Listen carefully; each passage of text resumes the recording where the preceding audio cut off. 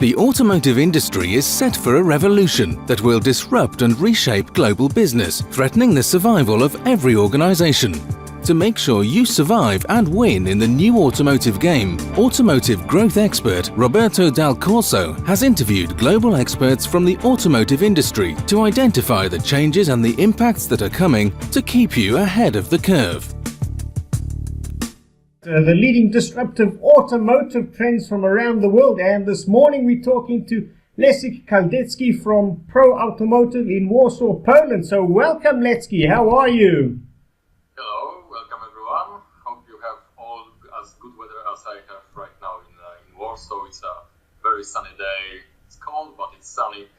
That's a good way to start the week. Absolutely. I'm glad you've got some sunshine. Yeah, we've got snow. Yeah, there is a snow as well, but at least there is the sunshine. That's not given in Polish weather, which is always changing. Yeah, no, it's true. No, yeah, there's no sunshine, unfortunately. But Leszek, I mean, we met last year, and I was absolutely inspired and intrigued by you because you're in the automotive industry, but that's not really where your background originally started from. I mean, if I understood correctly, you come out of the journalism field. And I would love you to tell us a little bit more about that, and how did it land up getting you into the automotive industry? Basically, I started like 20 years ago because I wanted to be a journalist, and more to the point, a radio journalist.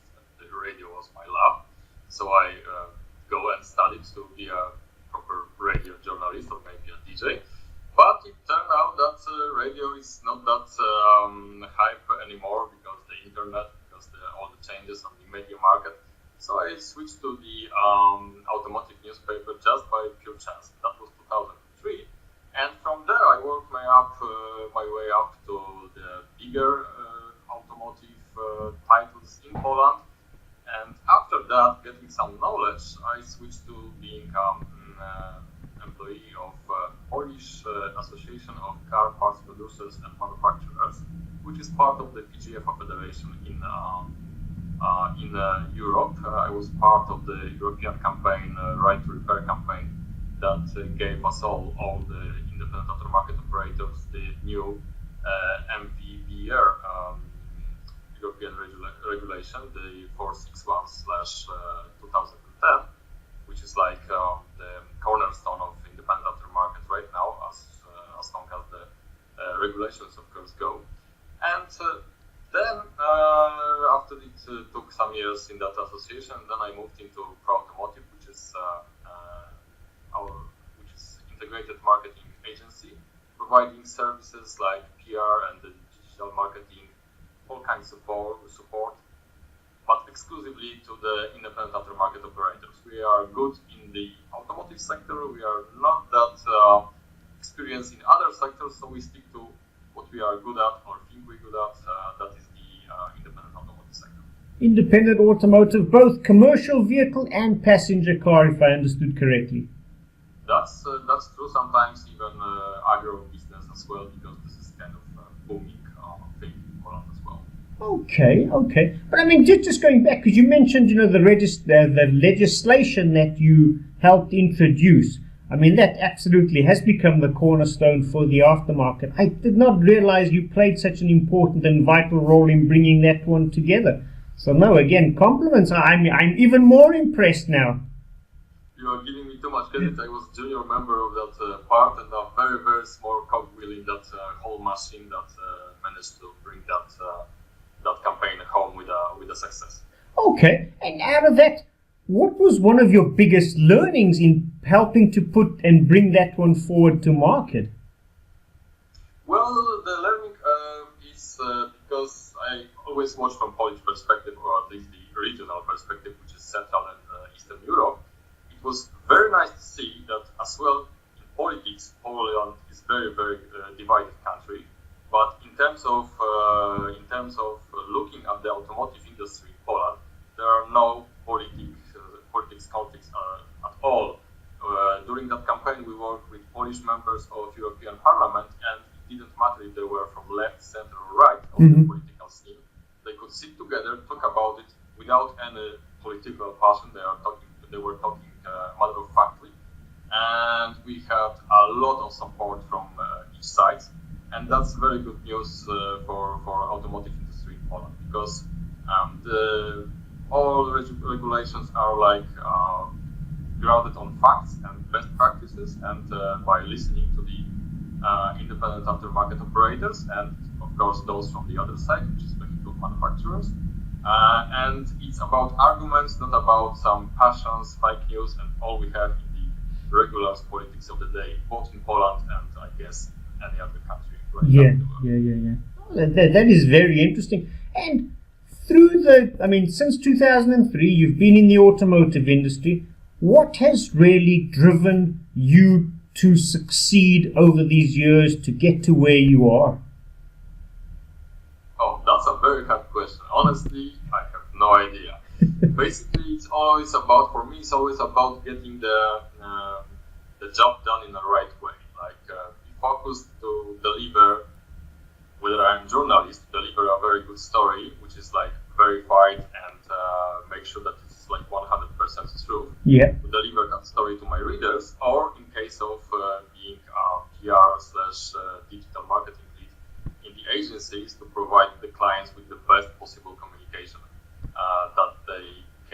that they count on us to provide, and making sure that this is a well thought product, that we are not only up to date, but we are also the first on the market with new solutions. That's I guess this is the case to success, and this is how we built the Pro Automotive from zero in 2011 to where we are here, when we have like 10 clients in Polish market, and basically we are number one on the market, both in Poland and in the region, because we operate not only in Poland but as well in the Czech Republic, Slovakia, Romania, and Lithuania.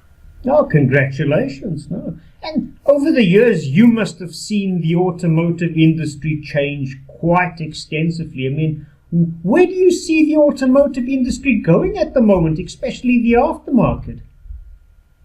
Well, that's a bit easier in Poland because we are kind of behind. We can say that in Poland it's like 5 years ago in the Western Europe. So, for example, when Western Europe today is looking into the electromobility and all this hype about sustainable transport, we are here looking into how to get cleaner cars with the internal combustion, because let's face it, very small number of people in Poland, I mean people as the regular people, not the companies with 5 fleets, very small number of those people can afford to buy a new car. So it's always about the 5-year-old cars or 10-year-old cars that we bring from Germany.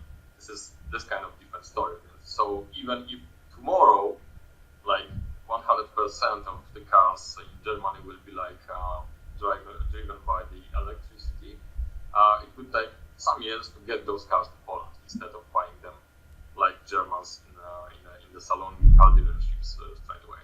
Yeah.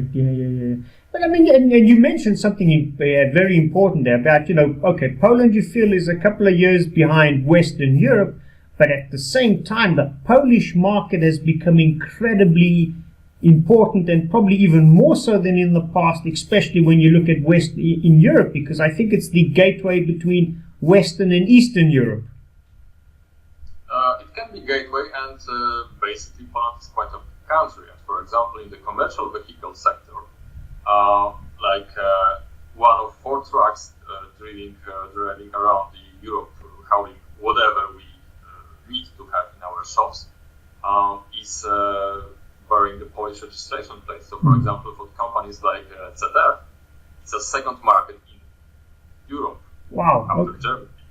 So this is how it is important. And also, from the point of view of independent aftermarket operators, Poland was always this country where the independent aftermarket was very strong. For example, in Germany, there was like during this right repair campaign, it always was like, okay, those OESs are so strong, and we would like to have the independent aftermarket in Germany as strong as it is in Poland, right? Yeah. So in these terms, we were like maybe ahead of the curve a bit, because obviously a regular Polish guy has a thinner wallet than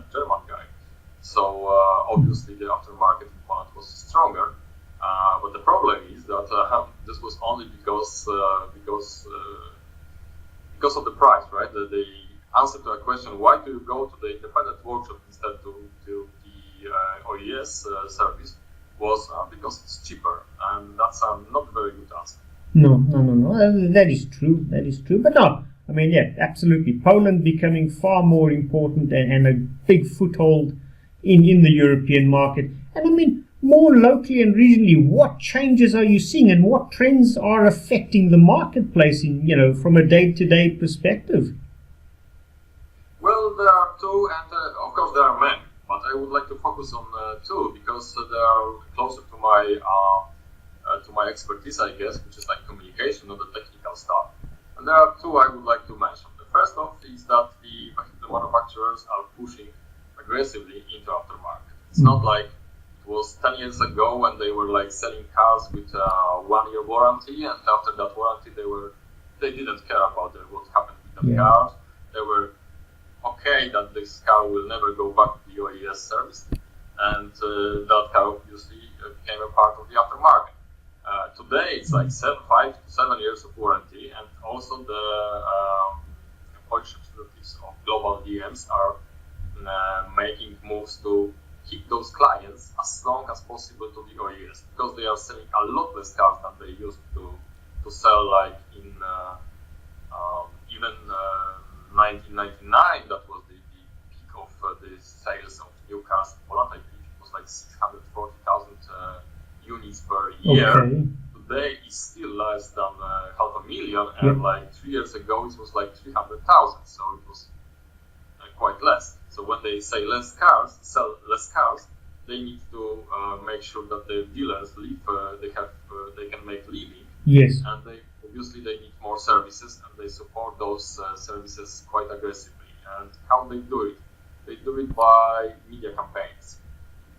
Those media campaigns are quite, let's say honestly, dirty, because they put this kind of conflict between those nice OESs where they're experts in white clothes and all those savages in the aftermarket that will ruin your car if you only go there once. They put aggressive pricing on their services, and the parts that are available in the OES. For example, if you go to the OES service with your 10-year-old car, you won't be forced anymore to pay for the parts which are suited for the new car. Okay. There is a second line of products which is way cheaper, and those prices are on par with the aftermarket prices. And at the same time, we see this kind of switch from the generation point of view, right? There's old customers are going away. There are new customers, the millennials and the newer generations, that they kind of copy-paste their habits of servicing the car from the consumer electronics. So if you have a car of brand X and that car breaks down, they go to the service of brand X to have it fixed, like you do with your iPhone or Samsung smartphone or whatever. And this kind of thinking doesn't work well with the aftermarket, again, because there is no aftermarket service, or at least not strong aftermarket service in the consumer electronics market. True. I mean, you've picked on two very key and critical ones. One is the expansion of the OEMs into the aftermarket, and the second one is, the customer / change of the new generation and millenniums coming in. But if we just focus a little bit on the first one, the expansion, and I mean, you gave some examples of how the OEMs are strengthening their position, trying to create second and third tier product lines for older vehicles, trying to keep them for longer, and mainly it's through digitalization. You said, reaching out, trying to connect and reach out to customers in that way. What are some of the impacts that you have seen that because of the OEMs doing this? What are some of the impacts that the true independent aftermarket players are experiencing, and what are some of the things that they are trying or doing or putting into place to overcome that? Well, that's a hard question, because the independent aftermarket is not worried about this push. They see a lot of growth. The aftermarket in Poland grows about 15% a year. Okay. Since as long as I remember, so on paper everything is fine. Yeah. It's not like the independent independent aftermarket are losing ground. So they feel confident. They don't think that they need to do anything to reverse that trend or to even be prepared.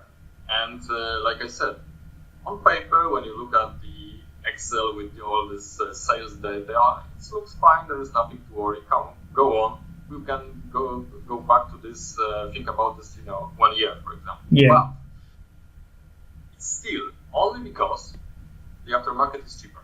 Mm-hmm. And in my feeling is that the independent aftermarket in Poland and probably in whole region has to come up with better arguments for the car owners that we are cheaper. Yeah. And there are arguments. We are faster in repairing your car.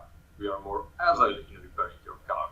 We are even the procedures of repairing a car are quite different because, for example, in the OES, sometimes the procedure will be cut short because it's designed thinking about the warranty, right? So yes. do as less as possible to keep the car going instead of fixing it properly. And even an example from my life and my car, when the compressor of the AC in my car broke down, the procedure in the OES was to replace the compressor. The procedure in the aftermarket is to replace the compressor and the part of the cooling thing when the fluid goes back to being a fluid. Yeah. I forgot that word obviously in English, but you know what I mean.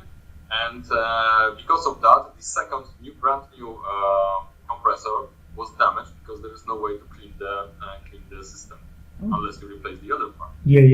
But it was according to specs by the OES. So in the aftermarket, we can better fix your car. We can do it still a bit cheaper. You don't have to wait for parts like you have to wait in the OES because everything has to be brought from the central warehouse, and you'll be lucky that the central warehouse is in Poland instead of Spain in my case. So you have to wait even for simple parts like 1-2 days, and that doesn't happen in the aftermarket. And it should be like what I'm trying to say. It should be like the answer why independent garage is that because it's a smart choice, not because it's cheaper. Because right now in Poland people don't have that much money, but it will change.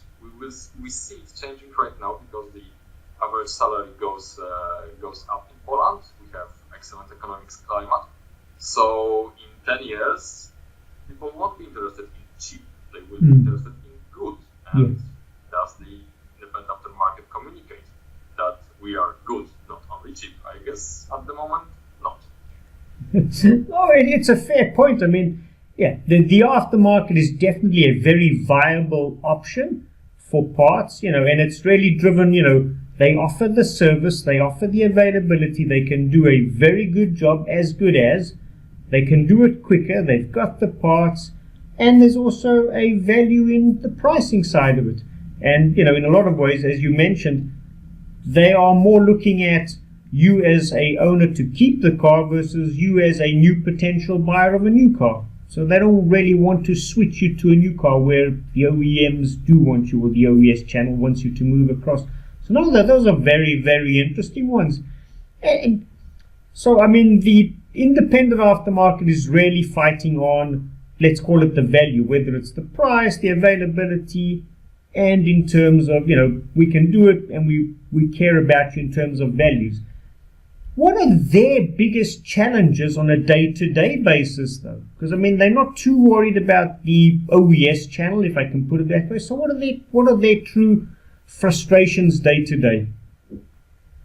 Well, in case of Poland, it's about the price wars between the distributors, because it's always about getting some good markup, and you can't do that if you have to fight on the price every day, because almost every distributor provides excellent service to the garages. There's like, in big cities, there's like 6 deliveries to garages each day. So if you are running a garage and you need a part, you call and you have that part in 2 hours tops.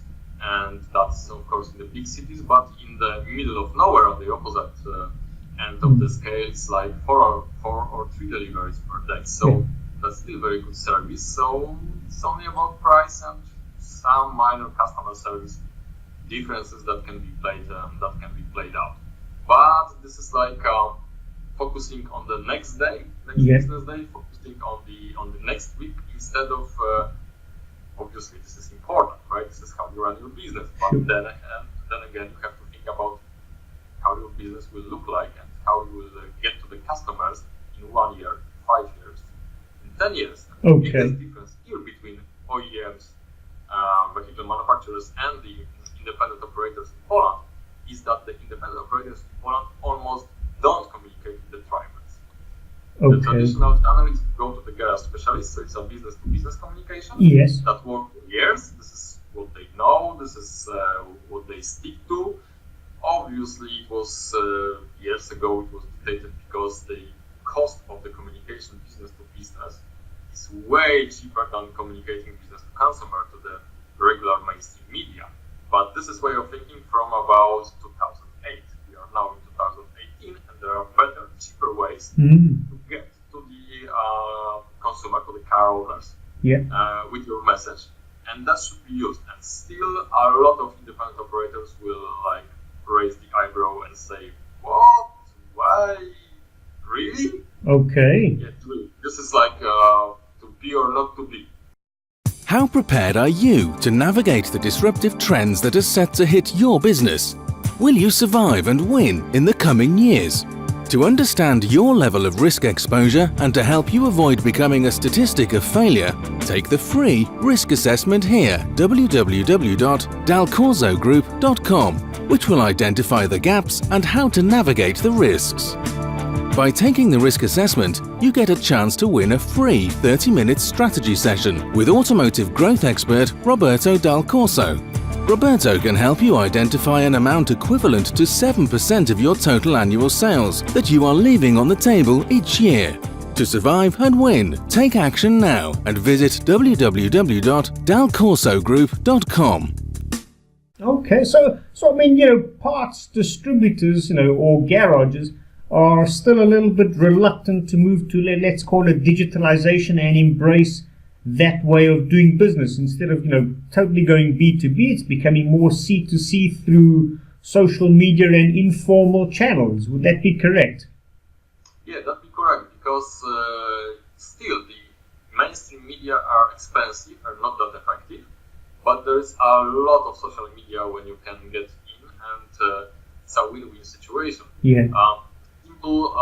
Simple comparison, right? You can, for example, let's imagine that there's like independent aftermarket operator, let's say car part producers X, and they say, okay, let's do something for the drivers. So you go to the mainstream media, you pay a lot of money. You have no control over your message, because they are independent journalists, and they will do that story as they please and as they see it as truth.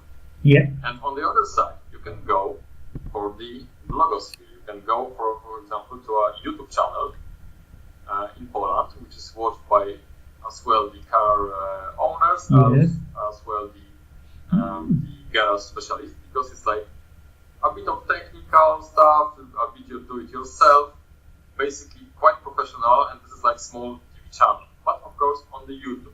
And there, for the half of the money, you will get a lot of more reach, because the leader of the weekly magazines in Poland has like 100,000 issues per week. Wow. And those guys, for each episode, get like 300,000, 400,000 views. Sure.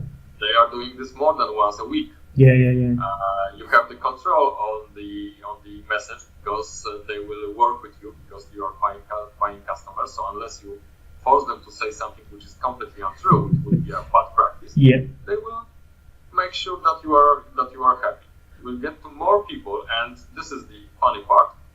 When people watch the mainstream media, read mainstream media, they will think, oh, this is like big international corporations. They say that the product is good because they will pay to do that, or they are, for example, because they are like German company, they will support the German car parts producers, and we always say that the German product is always the best, right? Yeah. Or French is the best, right? This kind of stuff. And those guys on the YouTube, they are like us, so we believe them more. even if, honestly, if I would say that there are those mainstream media are still more trustworthy, but this is not the how the public will perceive them. They will more likely believe in the guys from the YouTube than from the mainstream media. Interesting. So they've got a higher level of credibility because they seem to be more like you and me, normal people guys versus from the neighborhood, basically, this kind of stuff. That's interesting. And is that also potentially, I mean, this might, ties in well with your second point of, how the end user, the consumer has changed, due to the age and the new millenniums coming in, which are becoming a more important part of our customer base. Is this also because that type of customer is more open to social media and far more interaction in that way, that it's being more accepted?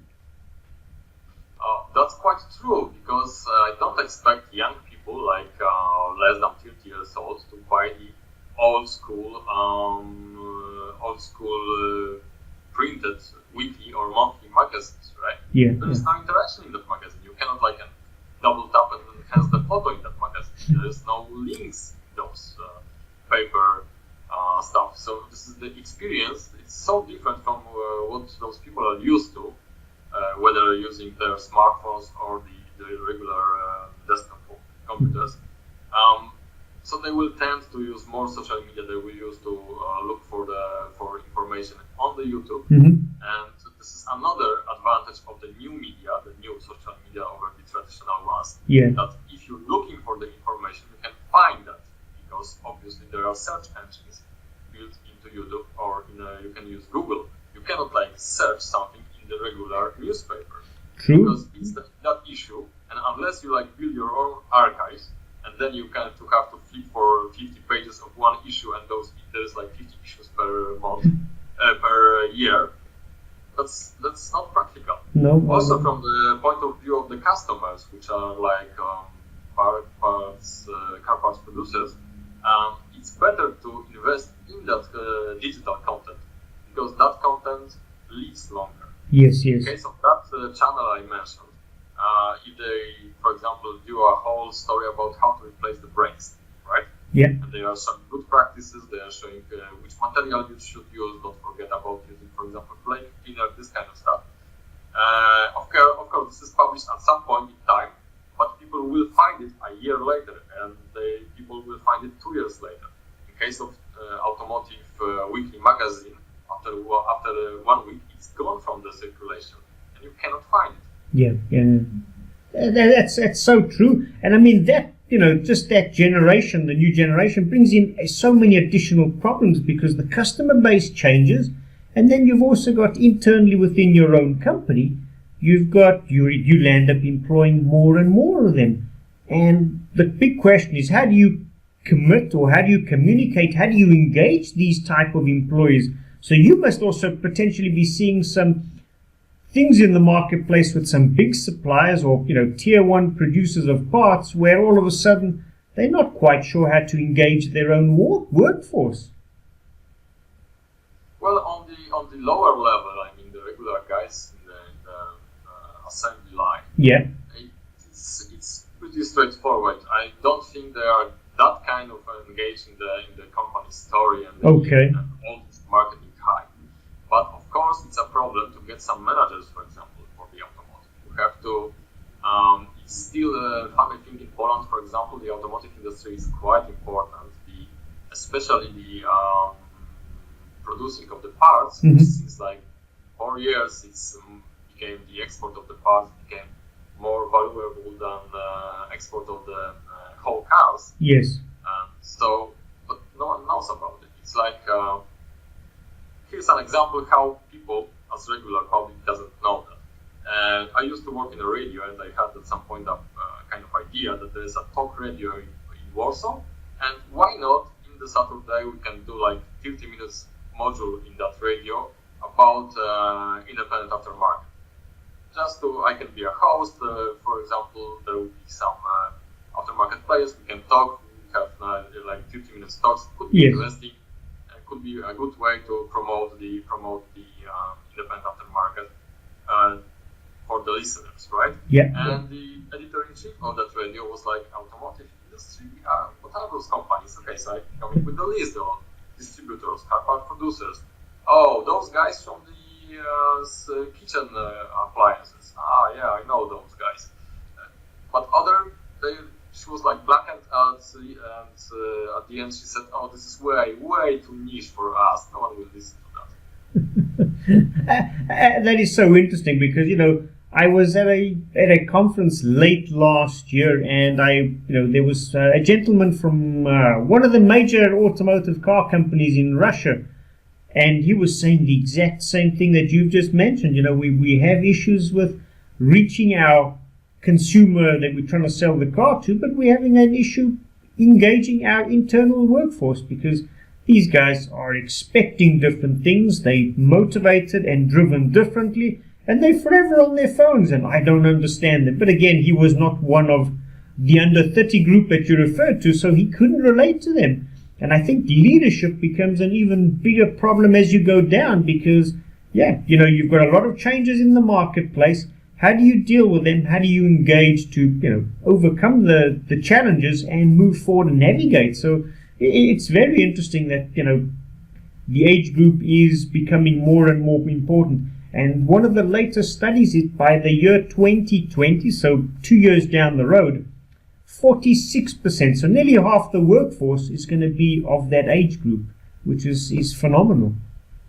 That's true, but what it makes easier is that there is kind of closeness between the workforce you are looking for and the clients, because it's all about the brand awareness, and this is what the car part producers certainly lack in Poland, the brand awareness. And even if there are some companies that the name, when you ask people on the street for the name, that rings a bell, it rings the wrong bell, right? With those guys that are better known for the kitchen appliances. Yes. Right? But there is another company which is like very well top 5 car parts suppliers in the world, and in Poland say, those French guys are probably only for the French cars, right?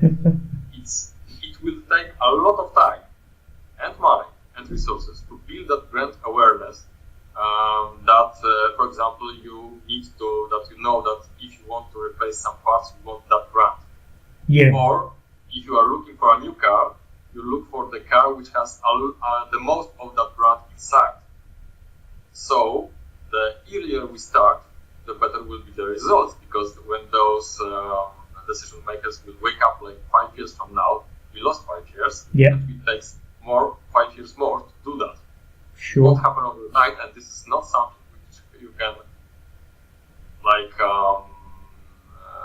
just shower with money and say, okay, we will fix it quickly. No. It will take time no matter what, and it will cost more in 5 years down the road than now. So it's better to start now and be prepared, because the old way of thinking that the garage specialist is kind of ambassador of the brand, well, that's going away. It's changing. Especially when there's a very simple explanation. Let's think how about 20 years ago, right? 20 years ago, the internet was just starting. Yeah. So when something broke down and you weren't the kind of technical guy which knew what broke, you go to the garage specialist, and he's like the only person that can tell you what's wrong. And because he's only one who can tell you what's wrong, when he says, and I recommend this part, you have no arguments. Yeah, right? yeah. You can say, this is too expensive. This is most you can do. But right now you can Google what's wrong. You can think that you are as good as the garage specialist. Then you can look for a part. You can check the prices online. Then you can look for the opinions about those prices. Obviously, we know that this is totally garbage, and you can learn nothing from this. But basically, after this kind of research, a guy goes to the garage, and he has already his mind made up that this is broken, you have to fix it that way, and you have used the part X, and I don't care, you are the brand ambassador of the part. Yeah. Oh, the world is changing, and if you don't start now, it's going to be more difficult to get into it. So in one sentence, if you had a new company wanting to come to Poland or enter into the region you mentioned earlier, what would your one sentence of advice be? How to go about doing that? basically invest in the social media. Forget the mainstream media. Don't spend the budget there. Go into Facebook, go into YouTube. Make sure you work with the bloggers, and this is the best reach you will get to the end users, because you need to feel that pull from the market to make your business case work. The pushing to market is just not enough in 2015. Yeah. And are there, within the social media, you touched on YouTube, are there any other upcoming potentially key or disruptive players in the marketplace? I mean, in social media outside of YouTube, I mean, there must be, you mentioned bloggers, so they obviously becoming more and more important. Is there anyone critical out there that jumps to mind and you say, well, yeah, I know of a couple, and you don't need to mention them, but yeah, I know of a couple that probably are the ones you would need to partner up with? Well, in case of social media, the changes are so fast that any advice has very limited shelf time, right? It's like, I would say 6 months from now, I could vouch for what I'm saying right now. Okay. After the 6 months, who knows?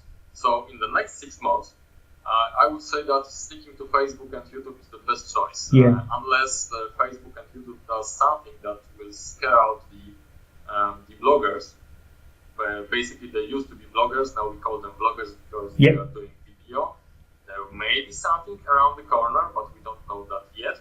So far, the YouTube seems as kind of stable platform, and those people invested heavily in building their audiences, and it's making them switch the platform would be both risky and expensive to do. So I expect that those bloggers will stay on YouTube. There were some commotion on the Facebook because of the changes of the algorithm that Facebook wants to promote, reacting to all this turmoil, political turmoil in the US. Facebook wants to promote more links from your friends instead of the official publishers. And many people read about how this affects journalists, right? But the journalism will leave because they have their own audiences outside of the Facebook. But there's a lot of bloggers on the Facebook who has another channel, and those guys being cut out. Yeah. But they could migrate to the competition of Facebook, which is the YouTube, and probably start there, because still the rules of publishing in the YouTube, especially for the automotive industry, are quite clear, and actually you can make money even in Poland from YouTube. Wow. And this is also one thing you have to remember. Those guys are pros. Mm. They're not some kids with a cheap camera doing something and asking for little money. Most of those channels in Poland, after 2-3 years, became kind of corporations when they employ a lot of people. They have invested heavily in the equipment.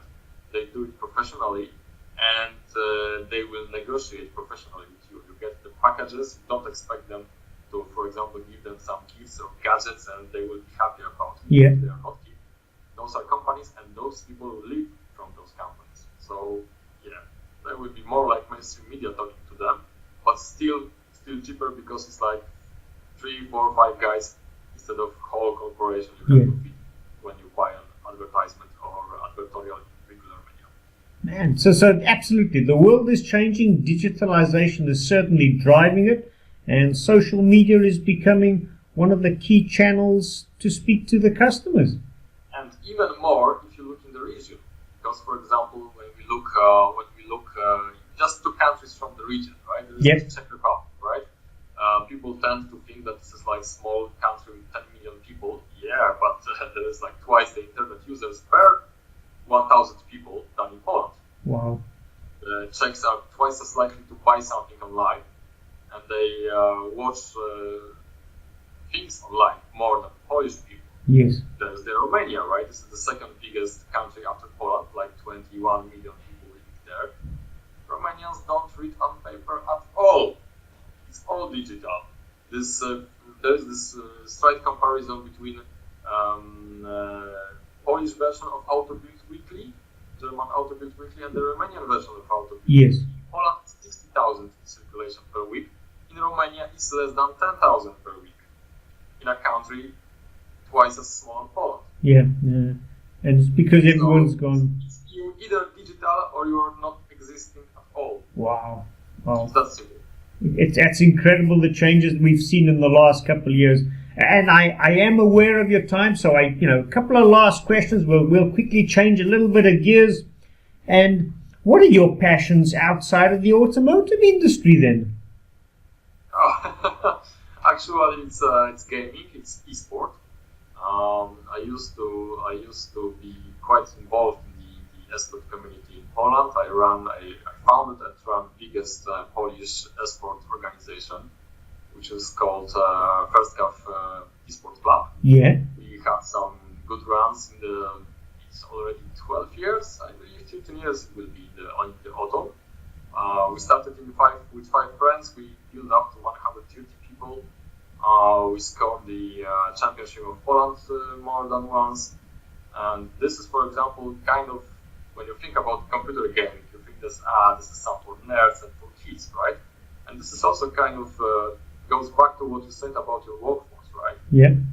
Today, it's quite often you work in dispersed teams when people are working in different locations, right? Yes. So every time you look for a new person you want to recruit, and you see in this last part of his CV that he's into computer gaming and maybe playing some with friends over the internet, that guy knows how to work in dispersed team. Because he knows how to communicate without seeing the other person, how to read his emotions. He's quite adept in it. Yeah. And he can work perfectly remotely. Yeah. And my company is also a dispersed team. We work in different locations in Poland, mostly from homes, because that's more convenient. I'm in Warsaw, where all the business is going. But for example, our members of the board are working in the small city in southern Poland. We have other people in the big cities, in other big cities in Poland. We are dispersed. So when we look for new people, when I see that guy was playing some esport, I know that he will fit right into our internal culture of communication via chat, via email, teleconferences. It will be way, way, way easier than someone which has like 20 years of experience working in one office, meeting people in the kitchen, them into meeting rooms. This is a whole new level, and you cannot easily switch. Yeah. Because if you communicate only by voice or typing, there's a lot of get lost, right? All those mimics, all the soft skills are disappearing, and it leads it's quite often leads to some misunderstanding, right? So it's an important skill for new people, young people especially, to be able to work remotely or in dispersed team from different locations. No, that's incredibly adept, and it ties in with everything we've spoken. So I can only say thank you. And one last question: what would probably be the most important advice or words of wisdom that you could give to anyone listening to us? In terms of automotive, the future, the trends, anything. What were a couple of the key phrases you could tell them? Well, there's this nice one line of Polish author that said that the future is today, only tomorrow. If I translate that correctly. So always look for the future. I know that getting bogged down into fighting for the next quarter, right? It's taxing, but you have to have the vision for next years. Yeah. Because it will come sooner than you think, and the changes are going rapidly, especially in Poland. I always say that I talk from Polish perspective and Central European perspective. Changes are coming, and you have to be better prepared, because since everyone is so involved in day-to-day business, maybe people have no time to think about what will happen in 2023, what happened in 2025. But it will happen, and if you start now, it will be always cheaper. Yeah. Quick example. The Facebook, right? It was like, Facebook is around for more than 10 years. There was, at some point, companies started, okay, we have to be on Facebook, so they started. Whoever started like 7 years ago now has big audience for the fraction of the price you have to pay today. To get it. And whoever is starting today will pay less for that comparing to starting in 2020. Yeah. So start early when it costs nothing, because seriously, those costs are next to zero if you compare with the marketing budgets, the traditional marketing budgets, or the advertisement budgets of big companies that are spent in mainstream media. Those are really pocket change. So why not start it early, get feeling of this, and basically also trust the specialists, because the specialists know how to move in that new environment, which is not that straightforward. No, Leszek, I can only say thank you. You are absolutely one of the true leaders within the automotive industry in that region. You're very knowledgeable, so I can only say thank you so much for your time. Thank you for talking to us. I know you're busy, so I really do appreciate it, but thank you again. And, I wish you a fantastic sunny day in Poland then. Yeah, thank you very much. It was always a pleasure talking to you, and I hope that some of my remarks someone will find useful. Of course, I'm always open to talk to anyone, so if anyone who listens want to find me, you can find our website. There's email to me, there's my email, there's my mobile phone. I'm always happy to talk and help someone if I can. Now, thank you so much for the kind offer, and we will speak again, but thank you for today. Okay, thank you very much. Have a nice day, everyone. I hope that you have enjoyed and found value in watching this interview. If you want to learn more about the leading disruptive automotive trends impacting the industry, check out www.dalcorsogroup.com. I encourage you to share it with colleagues that will appreciate great industry insights. Join us tomorrow for more experts from around the world.